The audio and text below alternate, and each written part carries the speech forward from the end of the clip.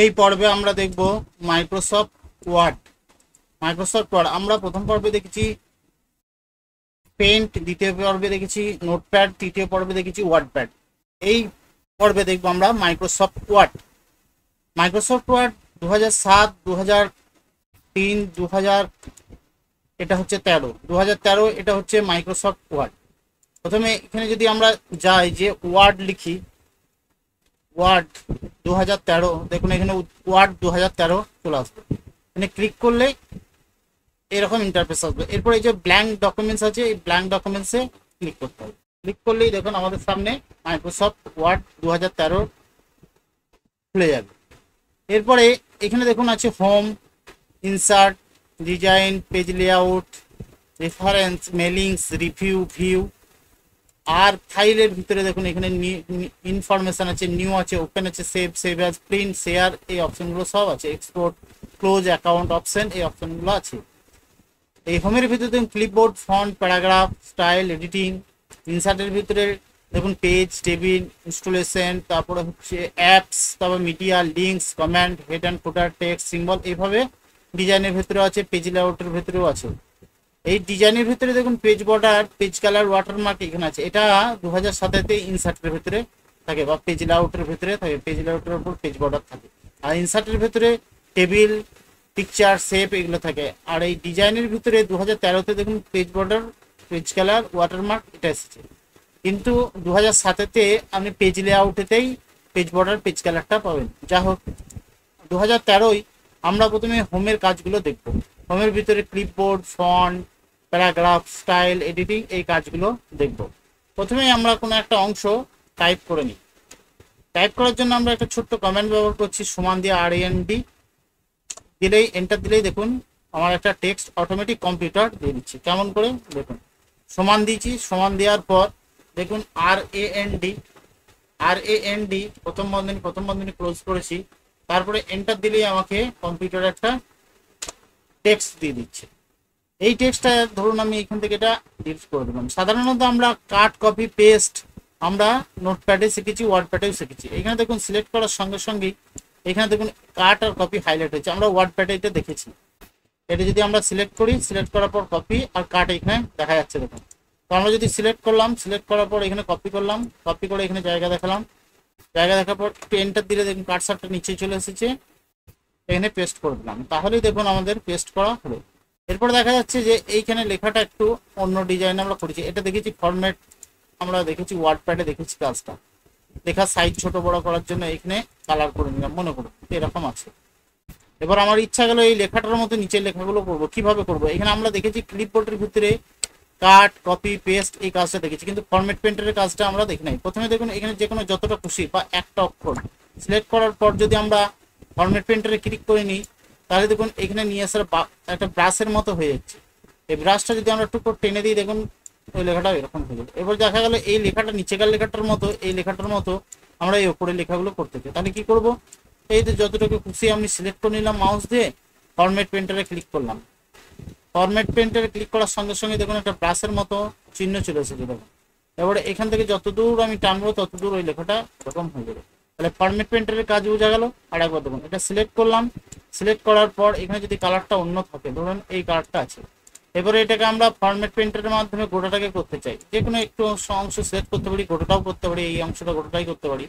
Format পেন্টারে click করার সঙ্গে সঙ্গে একটা ব্রাশের মতো চিহ্ন হলো। আমি যদি এইখান থেকে এতটুকু চাই, ক্লিক করে দিলে অতটুকুই হবে। আবার যদি আমরা ফরম্যাট পেন্টারে ক্লিক করে এটা গোটাটাকে নিতে চাই, তো গোটাটা হয়ে যাবে। মনে করুন আমি এতটা নিচ্ছি। এবার দেখা গেল যে এই অংশটার মতো আমি গোটাটা করতে চাই, তখন এই টু এর জায়গায় যে কোনো দুটো অক্ষর একটা কপি করে নিলাম, সিলেক্ট করলাম, সিলেক্ট করার ফরম্যাট পেন্টারে গেলাম, এটা ধরে সিলেক্ট করে দিলাম, দেখুন লেখাটা আবার একই কালার হয়ে গেল। তাহলে আমরা ক্লিপবোর্ডের ভেতরে কাট, কপি, পেস্ট আর ফরম্যাট পেন্টারের কাজ দেখলাম। এরপরে দেখুন সিলেক্ট করলাম, সিলেক্ট করার পর আমরা হোমের ভিতরে ফন্টের কাজ দেখব। ফন্টের বোল্ড মানে লেখাটা মোটা মোটা হবে, দেখুন মোটা মোটা হচ্ছে। আর দেখুন এটা সরু হয়ে গেল। এবার বোল্ড করলে মোটা হয়ে যাবে। এখানে একটা কথা বলে রাখা ভালো, যেটুকু অংশ সিলেক্ট করবো সেই অংশটাই কাজ হবে। দেখুন এইটুকু সিলেক্ট করলাম, সিলেক্ট করার পর বিয়েতে যদি ক্লিক করি দেখুন বোল্ড হচ্ছে ওইটুকু অংশ। আর যদি গোটাটাকে সিলেক্ট করি, গোটাটাকেই বোল্ড করতে চাই, গোটাটাই বোল্ড হয়ে যাবে। অর্থাৎ আমরা যেটুকু অংশ সিলেক্ট করবো সেইটুকু অংশই কাজ হবে। আমরা যদি এইটুকু বোল্ড করতে চাই, বোল্ড করে দিতে পারবো। আবার ইটালিক করতে চাই ওই অংশটাকে, ওইটাকে ইটালিক, আন্ডারলাইন করতে চাই ওটাও আন্ডারলাইন হয়ে যাবে। তাহলে যে অংশটা সিলেক্ট করবো সেই অংশটাই কাজ হবে। এবারে এটা সিলেক্ট করলাম, এখান থেকে ফন্ট চেঞ্জ করতে পারবো, এখান থেকে আমরা যে কোনো একটা ফন্ট চেঞ্জ করতে পারবো। দেখুন এখানে যদি আমি এরকম চাই এরকম ফন্ট দিতে পারবো, বা অন্য ফন্ট দিতে চাই একটা ছোট ফন্ট এরকম দিতে পারবো, যেমন খুশি ফন্ট। এবার ফন্টের সাইজ এখানে বাড়াতে পারবো, আমরা ওয়ার্ডপ্যাডে দেখেছি গ্রো ফন্টটাও দেখেছি, স্প্রিং ফন্টটাও দেখেছি, এই কাজ করা দেখেছি, বোল্ড দেখেছি, ইটালিক দেখেছি, আন্ডারলাইন দেখেছি, কিন্তু আন্ডারলাইনের একটা অংশ ওয়ার্ডপ্যাডে নেই, এইখানে দেখা যাবে। এটা সিলেক্ট করলাম, সিলেক্ট করার পর দেখুন আমি সাইজটা একটু বড় করে নিই, তাহলে বুঝতে সুবিধা হবে। বড় করে নিলাম, নিয়ে আন্ডারলাইনে ক্লিক করলাম, দেখা যাচ্ছে এই আন্ডারলাইনটা আমার পছন্দ নয়, অন্য ডিজাইন। এই লঞ্চারটা ক্লিক করুন, দেখুন বিভিন্ন ধরনের আন্ডারলাইন এখানে আছে, দেখুন এইরকম ধরনের আন্ডারলাইন দেখা যাবে। এরপরে আমার ইচ্ছা গেল যে আমি এইরকম আন্ডারলাইন দেবো দুটো। এই আন্ডারলাইনটা আমি কালার করতে চাই, কি করে করবো, এখানে ক্লিক করবো, ক্লিক করার পর দেখুন এখানে চলে যান আন্ডারলাইন, দেখুন আন্ডারলাইন এখানে দিতে পারবো, আন্ডারলাইনটা কালার করে দিতে পারবো। তাহলে এখান থেকে আমরা আন্ডারলাইনে দিতে পারবো, আন্ডারলাইনে কালারও দিতে পারবো। স্ট্রিক থ্রো, আমরা এটা ওয়ার্ডপ্যাডে দেখেছি স্ট্রিক থ্রোর কাজ, লেখার মিডিলে মিডিলে একটা লম্বা দেওয়া হয়েছে স্ট্রিক থ্রো। সাবস্ক্রিপ্ট সুপার স্ক্রিপ্ট দেখেছি, তবু এখানে একবার দেখিয়ে দিই সাবস্ক্রিপ্ট সুপার স্ক্রিপ্ট কাজ। ধরুন H2SO4 লিখেছি, H2SO4 একটু সাইজটা বড় করে নিই, তাহলে দেখতে সুবিধা হবে। H2SO4 লেখার পর আমরা 2টাকে সিলেক্ট করেছি, 2টাকে সিলেক্ট করার পর দেখুন সাবস্ক্রিপ্টে ক্লিক করেছি, সিলেক্ট করলাম, সাবস্ক্রিপ্ট ক্লিক করলাম, এটা গেল সাবস্ক্রিপ্ট। আবার একসাথে করতে পারি, এটা ক্লিক করা কন্ট্রোলটা ধরে যদি আমি ধরে থাকি তাহলে দুটো একসাথেই হয়ে যাবে। প্রথমে কি করলাম, প্রথমে 2টাকে সিলেক্ট করলাম, কিবোর্ডের কন্ট্রোলটাকে ধরে টিপে ধরে রয়েছি এবং 4টাকে সিলেক্ট করলাম, তাহলে দুটোই একসাথে আমার কাজ হয়ে যাবে। দেখুন দুটো হয়ে গেল, এটা হলো সাবস্ক্রিপ্ট। এবার সুপার স্ক্রিপ্ট কি করে, সুপার স্ক্রিপ্ট আমরা ওয়ার্ডপ্যাডে দেখি, তবুও মাইক্রোসফট ওয়ার্ডে 2013-তে একবার দেখে নিই। এটা সিলেক্ট করবো, 2টাকে সিলেক্ট করবো, সুপার স্ক্রিপ্ট, এটা উপরে ক্লিক করার সঙ্গে সঙ্গে উপরে চলে যাবে। এটা গেল সাবস্ক্রিপ্ট এবং সুপার স্ক্রিপ্টের কাজ। তাহলে আমরা এখানে দেখলাম লেখা ধরন চেঞ্জ করা, সাইজ ছোট বড় করা, grow font, shrink font, bold, italic, underline, আন্ডারলাইনের colour, strikethrough, subscript, superscript. আর এইখানে দেখুন একটা অপশন আছে, এটার নাম হচ্ছে চেঞ্জ কেস। চেঞ্জ কেসটা কি, ধরুন এই লেখাটা আমার বড় হাতের দরকার, আমি সিলেক্ট করলাম, সিলেক্ট করার পর আপার কেস আছে, এখানে 5টা অপশন আছে, একটা হচ্ছে সেন্টেন্স কেস, একটা হচ্ছে লোয়ার কেস, একটা হচ্ছে আপার কেস, একটা ক্যাপিটাল ইচ ওয়ার্ড, আর একটা হচ্ছে toggle case. Sentence case, lower case, upper case, capital each word আর টাগল কেস। আমরা যদি আপার কেস করে দিই, দেখুন লেখাগুলো সব বড় হাতে হয়ে যাবে। যেটুকু অংশ সিলেক্ট করেছি, আগেই বলেছি যতটুকু অংশ সিলেক্ট করবো ততটুকু অংশই কাজে হবে। ধরুন আমি এটা সিলেক্ট করেছি, সিলেক্ট করার পর এখানে আপার কেস করে দিচ্ছি, এরকম আপার করার সঙ্গে সঙ্গে সব লেখাগুলো আমার বড় হাতে হয়ে গেল। যদি আমি একটা অংশ সিলেক্ট করি তাহলে একটা অংশতেই পুরোটাই হবে। এটা সিলেক্ট করলাম, সিলেক্ট করার পর আপার কেস করলাম, দেখুন আপার কেস হয়ে গেল, প্রত্যেকটি অক্ষর বড় হাতের হয়ে গেছে। এবার যদি আমি এটা গোটাটাকে সিলেক্ট করে আপার কেস করতে চাই, গোটাটাকে সিলেক্ট করার পর যদি এখানে ক্লিক করি তাহলে গোটাটাই আপার কেস হয়ে যাবে। এবার এটাকে যদি লোয়ার কেস করতে চাই, এটা ক্লিক করলাম, ক্লিক করার পর লোয়ার কেস, লোয়ার কেস মানে সব ছোট হাতের হয়ে গেছে। দেখুন এখানে যদি ক্লিক করলাম, দেখা যায় সেন্টেন্স কেস, প্রথম অক্ষরটা খালি সেন্টেন্সের প্রথম অক্ষরটা বড় হাতের, দেখুন বাকি সব ছোট হাতের। ক্যাপিটাল ইচ ওয়ার্ড, প্রত্যেকটি ওয়ার্ডের প্রথম অক্ষরটা বড়, দেখুন ডাব্লিউ এর প্রথম অক্ষরটা বড়, ডাব্লিউটা বড়, টি এর 2টা বড়, হেল্পের এইচটা বড়, ইউ ওয়াইটা বড়। এইভাবে প্রত্যেকটি ওয়ার্ডের প্রথম অক্ষরগুলো দেখুন বড় আছে। তাহলে চেঞ্জ কেসে আমরা দেখতে পেলাম sentence case, lower case, upper case, capital each আর টাগল কেস। টাগল কেস হচ্ছে ক্লিক করার সঙ্গে সঙ্গে প্রথম অক্ষরটা ছোট হাতের হবে, যেমন প্রত্যেকটি ওয়ার্ডের প্রথম অক্ষরটা ছোট হাতের হয়েছে, এটাকে বলে টাগল কেস। তাহলে চেঞ্জ কেসে যে আমরা যদি সেন্টেন্স কেস করি তাহলে প্রথম অক্ষরটা ওয়ার্ডটা বড় হাতের হবে, বাকি সব ছোট হাতের হবে, এটাকে বলা হয় চেঞ্জ কেস। চেঞ্জ কেসে আমরা 5টা অপশন দেখতে পাচ্ছি, একটা সেন্টেন্স কেস, একটা লোয়ার কেস, একটা আপার কেস, একটা ক্যাপিটাল ইচ ওয়ার্ড, একটা টাগল কেস। বোঝা গেল, তাহলে এই 5টা অংশ আমরা চেঞ্জ কেসের মধ্যে পড়বো। হঠাৎ যদি বলা হয় যে এইটাগুলো বড় হাতে করতে হবে, তাহলে আমাকে ডিলিট করে আবার টাইপ করতে হবে, ক্যাপস লক দেবে। কিন্তু এটা যদি সিলেক্ট করে আমরা এখানে যে আপার কেস করে দিই, তাহলে ওই কটা অক্ষর আমার সব বড় হাতের হয়ে যাবে। তাহলে এটা বোঝা গেল। এরপর আমরা দেখবো টেক্সট কালার। ধরুন এটা সিলেক্ট করলাম, সিলেক্ট করার পর এটা টেক্সট কালার, আমরা ওয়ার্ডপ্যাডে এই কাজগুলো দেখেছি, এটা টেক্সট কালার। আবার যদি এটাকে অন্যতে আগেই বলেছি যতটুকু অংশ আমরা সিলেক্ট করবো ততটুকু অংশই কাজটা দেখাবে, এটা আলাদা কালার করবে। এইভাবে আমরা কালারটাকে চেঞ্জ করতে পারি। এটার নাম দেখুন, এটার নাম হচ্ছে টেক্সট ইফেক্ট। দেখুন টেক্সট ইফেক্ট, হেডিং যদি আমরা দিই সুন্দর একটা হেডিং আসবে, এখানে এখানে ক্লিক করব, এখানে একটা সুন্দর হেডিং। এই সুন্দর হেডিংটাকে যদি আরো সুন্দর করতে চাই, এখানে যাব, যাওয়ার পর দেখুন শ্যাডো আছে, এখানে বিভিন্ন ধরনের শ্যাডো দেখাবে। শ্যাডোর কাজ দেখুন, শ্যাডোটাকে বাইরে ক্লিক করুন, দেখুন শ্যাডো সাইজটা একটু বড় করলে বুঝতে পারবেন, আরো সুন্দর লাগবে দেখতে। এই লেখার পিছনে পিছনে একটা শ্যাডো দাগ চলে এসেছে, তো এইখান থেকে আমরা বিভিন্ন ধরনের ডিজাইন এইভাবে দিতে পারবো, এই লেখাগুলো এরকম করতে পারবো, এইভাবে কালারগুলো আমরা চেঞ্জ করতে পারবো। তাছাড়া এখানে আউটলাইন দিতে পারবো, আউটলাইন লেখাটার সাইডে সাইডে দেখুন আউটলাইনের কালার হচ্ছে একটা, দেখুন লাল কালার হয়েছে। যদি আমরা হলুদ কালার দিই হলুদ কালার হবে, দেখুন হলুদ কালার হচ্ছে। যদি আমরা বর্ডারটাকে আরো মোটা করতে চাই, শ্যাডোগুলো এই এত বড় করতে চাই, ধরুন আমি এখানে এটাকে রেড কালার করেছি। এবার রেড কালার করার পর আমি এই লেখার যে সাইডে ধারে ধারে সরুটা হয়েছে ওটা আরো মোটা দিতে চাই, আউটলাইনটা। এখানে যাবো, এখান থেকে যে আউটলাইনটা যদি মোটা দিই, দেখুন দেখছেন দেখুন শুরু হচ্ছে, এর চেয়ে মোটা, এর চেয়ে মোটা, এর চেয়ে মোটা, আরো মোটা, দেখুন।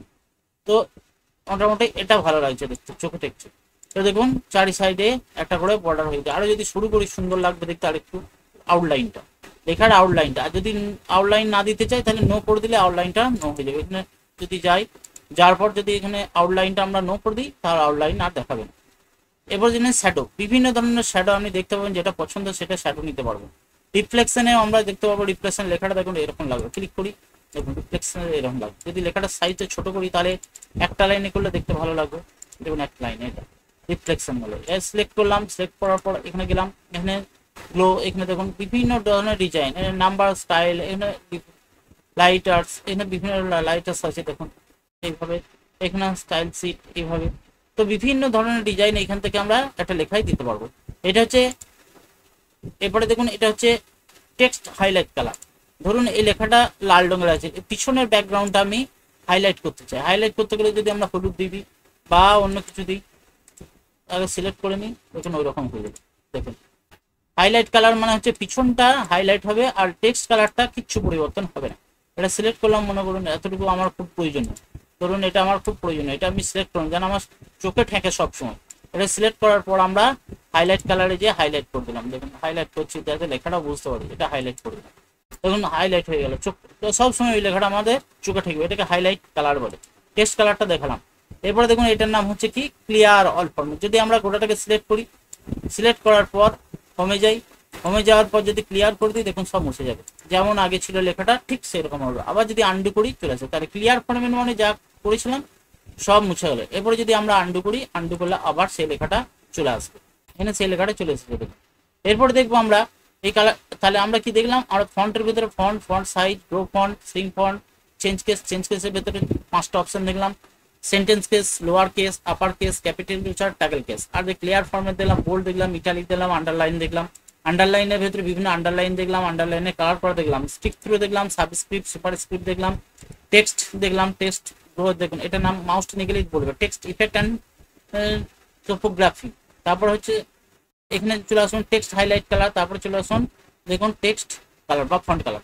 এরপরে এটাকে সিলেক্ট করলাম, সিলেক্ট করার পর দেখুন এখানে অপশন আছে প্যারাগ্রাফ। প্যারাগ্রাফে আমরা এখানে দেখতে পাবো লেফট অ্যালাইনমেন্ট, এটা হচ্ছে সেন্টার, দেখুন পেজের সেন্টারে চলে, এটা রাইট অ্যালাইনমেন্ট, এটা ডান দিকে সোজা হলো, এটা লেফট অ্যালাইনমেন্ট, এদিকটা সোজা হলো, এটা রাইট অ্যালাইনমেন্ট, সেন্টারে চলে। এবারে দেখুন এটা সিলেক্ট করার সঙ্গে সঙ্গে আমরা ওয়ার্ড প্যাডে এই কাজটা দেখেছি, এটাকে লেফট অ্যালাইনমেন্ট, সেই জন্য এই বাঁ দিকটা সমান আছে, রাইট অ্যালাইনমেন্ট করলে এই দিকটা সমান হবে, আর সেন্টার করলে লেখাটা মিডিলে হয়ে যাবে। আর যদি জাস্টিফাই করি দেখুন দুদিকেই সমান হয়ে গেল, এই দিকটাও সমান হয়ে গেল, এই দিকটাও সমান হলো, লেখাটা দেখতে সুন্দর লাগছে। এরপর লাইন স্পেসিং, এটা লাইন স্পেসিং দেখুন একটা লাইন থেকে আর একটা লাইনের দূরত্ব যতটা বজায় থাকা দরকার, যতটা রাখার দরকার ততটা রাখতে হবে। মনে হয় কোনো সময় হয়তো এরকম করে লাইনটা রয়ে গেছে, এবার ছোট করবেন কি করে, টাইপ করতে করতে প্রথমে এটাকে সিলেক্ট করে নেন, সিলেক্ট করার পর কি করবেন, লাইন স্পেসিং এ যাবেন, 1.0 ক্লিক করুন, আর একবার এখানে যান, দেখুন তীর চিহ্ন আছে, remove space after paragraph click করুন, দেখুন কাছাকাছি চলে আসবে, তার মানে এটা লাইন স্পেসিং এর জায়গা। এরপরে এটাতে সিলেক্ট করলেন, সিলেক্ট করার পর দেখুন এর পাশে দিয়ে আছে একটা কালার, এই কালারটা হচ্ছে সেটিং, এখানে ক্লিক করে যদি আমরা সেটিংটা দিই, বিভিন্ন ধরনের সেটিং মানে ব্যাকগ্রাউন্ডে আমরা সেটিংটা দেখতে পাবো, যে কোনো কালার আমরা এখানে সেটিং হিসাবে ব্যবহার করতে পারবো। এরপরে দেখা গেল যদি আমরা বর্ডার দিই, অল বর্ডার দিতে চাই, প্রত্যেকটি প্যারাগ্রাফে একটা করে বর্ডার দিতে চাই, মনে করুন এটা সিলেক্ট করলাম, সিলেক্ট করার পর আমরা এখানে এটা সিলেক্ট করার পর আমরা এখানে ক্লিক করলাম, নিয়ে অল বর্ডার করে দিলাম। অল বর্ডার করলে দেখুন প্রত্যেকটি লেখা এক একটা ঘরের ভিতরে ঢুকে গেছে, দেখুন একটা টেবিলের মধ্যে ঢুকে গেছে। এটাকে যদি আমরা আন্ডু করে দিই যেমন ছিল আগে সেরকম হয়ে যাবে। এরপরে আমরা দেখলাম বুলস এন্ড নাম্বারিং, এখান থেকে সিলেক্ট করলাম, আমরা ওয়ার্ড প্যাডে দেখেছি কিন্তু মাইক্রোসফট ওয়ার্ডে আরো বিস্তারিত জানা দরকার। এখানে বুলস, এখানে দেখুন বিভিন্ন ধরনের বুলস দিতে হবে, প্রত্যেকটি লেখার আগে প্যারাগ্রাফের আগে দেখুন একটা করে রাইট চিহ্ন হয়ে গেছে, এটা যদি দিতে চাই, এটা যদি দিতে চাই, এটা বেশিরভাগ সহায়িকা বইয়ে এরকম থাকে। তো আমরা লেখার বাঁ দিকে আমরা এরকম বুলস দিতে পারি, আর যদি নো করি তো আর থাকবে না। দেখুন এরকম দিতে পারি, এরকম দিতে পারি, যেমন খুশি আমরা দিতে পারি। এবার দেখা গেলো যে আমাদের এটা ভালো লাগছে না, আমরা নাম্বার চাই, এখানে গেলাম দেখুন নাম্বার, এটাকে নাম্বার বলে, দেখুন নাম্বার দিতে পারবো বা ABCD দিতে পারবো, ল্যাটিন হরফ দিতে পারবো, যেমন খুশি এখানে দিতে পারি। তাহলে বুঝতে পারবো, এখানে ক্লিক করে দিলে আমি বুঝে নিতে পারবো কটা প্যারাগ্রাফ আমার কাছে আছে। একটা, দুটো, তিনটে, চারটে প্যারাগ্রাফ আমার কাছে আছে। এটা আমরা দেখেছিলাম যে এখান থেকে যদি ক্লিক করি দেখুন এটা লেন্থটা বেড়ে গেল। এটাতে ট্যাব, নির্দিষ্ট ট্যাব অনুযায়ী সরে সরে যাবে। এই যে এইখানটা নজর করুন, এইখান থেকে এই ট্যাবটা দেখুন একটা নির্দিষ্ট জায়গা ধরে ধরে যাচ্ছে। বাঁ দিকে যদি নিয়ে আসি বাঁ দিকে সরে সরে আসবে, এটা নির্দিষ্ট ট্যাব পর্যন্ত আসবে। এটাকে বলা হয় দেখুন শর্ট। শর্টের কাজ কি? শর্ট হচ্ছে সাজাবে আপনাকে। কেমন করে সাজাবে, এর জন্য আমি একটু এটাকে ডিলিট করে দিই। ডিলিট করে দিয়ে আমি এখানে একটা টাইপ করছি, ধরুন EDACEEHLP,